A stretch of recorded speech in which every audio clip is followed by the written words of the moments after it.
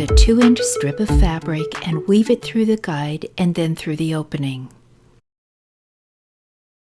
Use a pin to slide the fabric through the slot to the end and towards the back. Pull the fabric through the end toward the back. As you do that, you'll see that the raw edges fold in towards the center. Ideally, the top and bottom edges will be even, or the top edge will be slightly less than the bottom edge.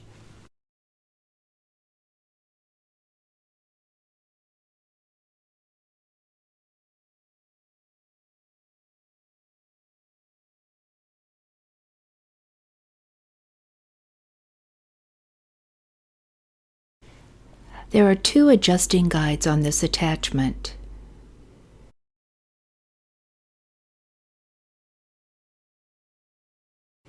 These are adjusted with the screws at the top. One goes to the top guide and the other goes to the bottom guide.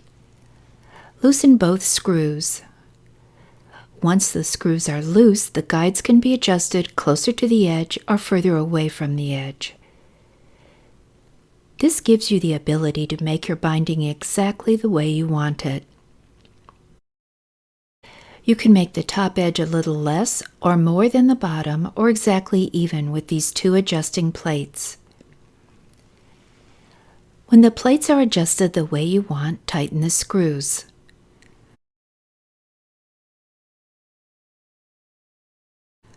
To attach the binder, first remove the plastic bobbin cover and replace it with the flat plate that came with the binding attachment.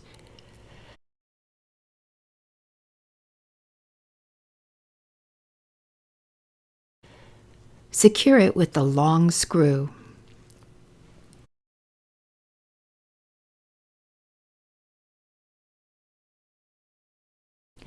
Place the binder on top of the plate and secure it with the 2 short screws.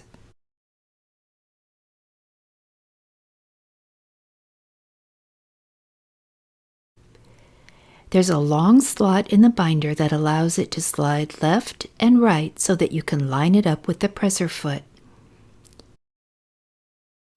Snap on the presser foot.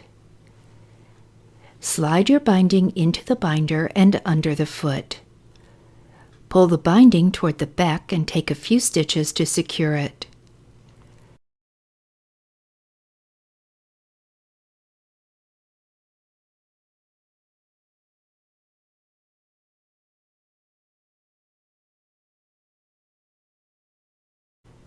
Slide your fabric into the opening on the end of the binder. Begin stitching. The binding fabric is folded over the edge and stitches down beautifully.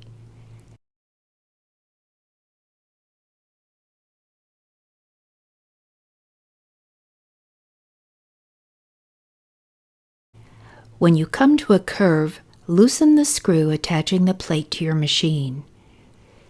Pivot the binding attachment. You can pivot it so the edge of the curve goes right into the edge of the binder attachment. This keeps the binding from falling off the edge or not being evenly stitched. As you come to a straight section, loosen the screw and straighten the binder for the rest of the straight portion.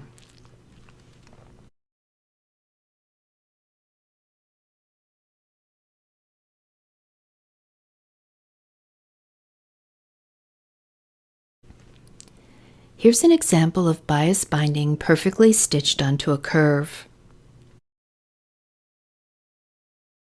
You can create a mitered corner with the binder.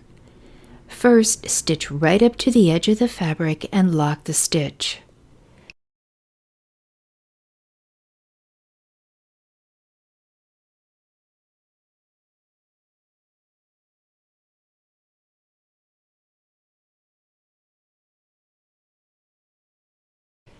This will secure the binding so it won't come out.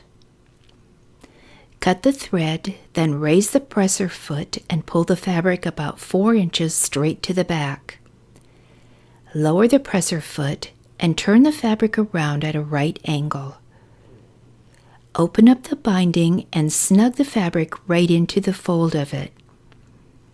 When you do that, you'll see a small triangle form on the edge of the binding.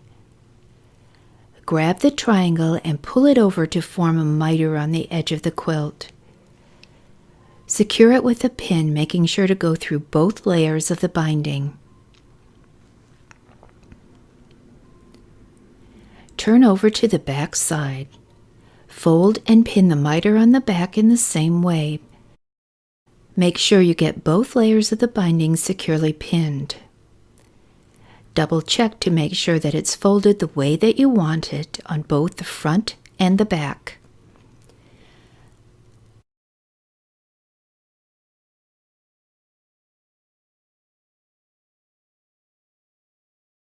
Turn the fabric back over and slide it into the edge of the binder.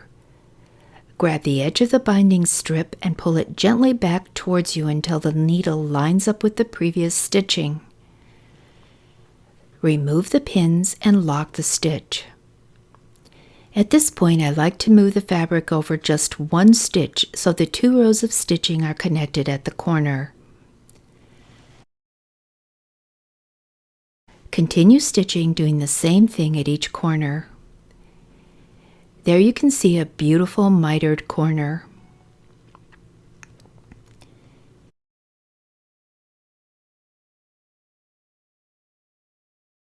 Here's a close-up view of how the fabric is folded. Once you stitch to the edge of the quilt, open the binding and lay it down along the side of the quilt so the edge of the quilt is in the center of the binding. When you do that, it forms a little triangle right at the very edge. Fold that triangle over and that forms the miter. All you need to do now is to secure that with a pin. Make sure when you pin it that all layers are secured together so it won't come apart as you sew.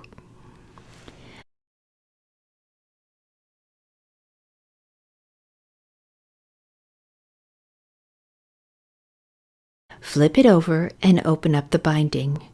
When you do that, it forms another little triangle at the corner. That's the miter for the back side of the quilt. Once you've got that folded into a nice triangle, fold it over and secure with a pin. Make sure you've got both layers of the binding when you put the pin in.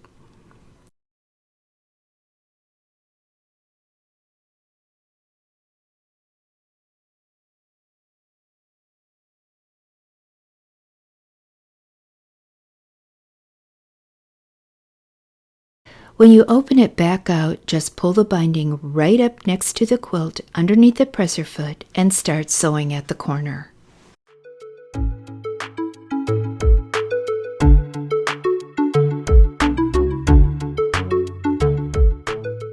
The rolled hem foot has a groove on the underside of the foot. This is the width of the finished hem. On this particular foot, it's the one that came with the machine and it's about 1/8 of an inch when it's finished. To start, simply put your fabric underneath the foot. Set your machine for a straight stitch, center needle position, and stitch about 3 or 4 stitches forward and then backward off the edge of the fabric. Lift the presser foot and pull the fabric and the threads out to the side. You now have 4 threads that are hooked into the end of your fabric. Think about it like a little tail or a little handle. Slide it right into the front of the foot. When you slide it into the front of the foot, give it a little tug. It rolls the fabric over and starts forming your hem. Keep the fabric at an even width in front of the foot so the groove is on one side and the fold is on the other.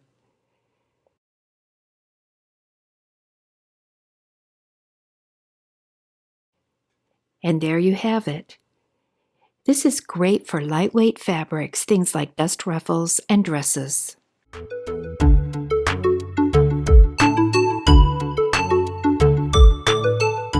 The A presser foot is an all-purpose presser foot that you'll use about 90% of the time. It has a wide opening in the center to allow you to use it for zigzag or decorative stitching. It also has some very helpful markings on the front of the foot. They're little hash marks that are 1/8 of an inch from the center position. To use these, simply line up one of those marks with the previous row of stitching, and you'll end up with an 1/8 of an inch seam. If you need a seam that's a little bit wider, use the edge of your presser foot in the center needle position, and you'll have a 3/8 of an inch seam. You'll find that a lot of doll clothes patterns and some craft patterns call for a 3/8 inch seam. Some home deck patterns and craft patterns use a 1/2 inch seam.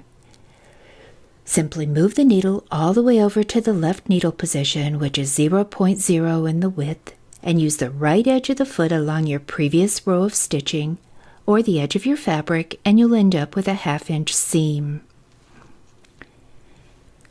Here I've pulled a little ruler out to show you what I'm talking about. There's a 1/2 inch, 3/8, and 1/8 of an inch. This foot also has a leveler built in. This is used when you come up to a heavy seam. Simply stop with the needle in the down position, lift up the presser foot, push in the little black button, and put the foot down. Here's a side view where you can see it a little bit easier. Raise the foot, there's the little black button, push it in and lower the foot.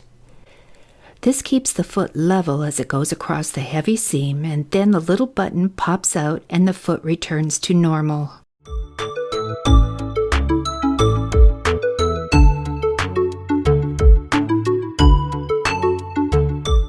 The combination of the plate and foot allows stitching over thin to thick layers easily. The single hole in the needle plate keeps the ends of seams from getting pushed into the plate. The foot rides over the 3 left feed dogs. After installing the HP plate, only stitches in regular sewing and quilting are available to use. All other stitches are grayed out. If you try to select the resume mode for a different stitch, a message appears informing you of the wrong plate for the stitch, and resume will be canceled. Once the plate is installed, you cannot accidentally pick a stitch that is incompatible. Each edge of the foot is 1/4 of an inch from the needle. This allows you to stitch a 1/4 of an inch seam from either side of the foot. There's a second hole in the foot. If you accidentally attach this foot without the plate, and the needle is in the center position, it will not hit the foot but pass through this hole. Easily stitch curves, piecing, or top stitching with this foot.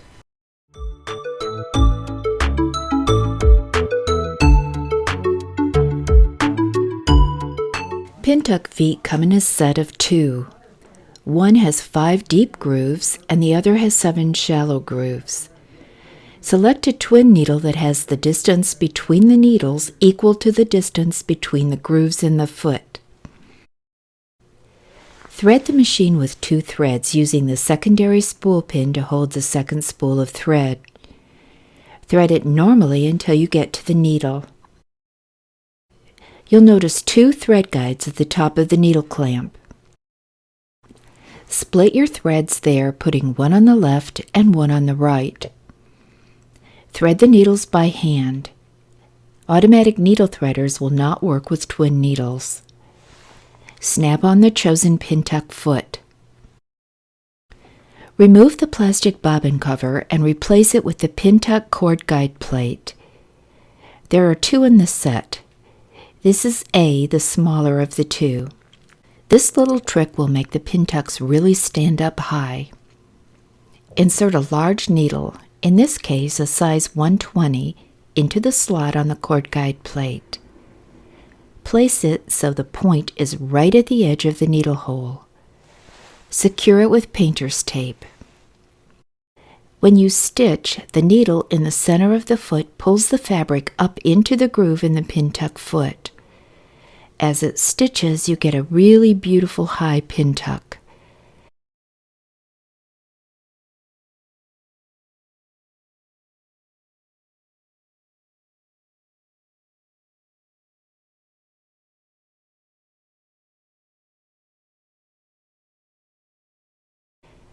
To do a second row of pintucks, place the first row into one of the grooves on the foot. Line up and stitch. This makes evenly spaced pintucks.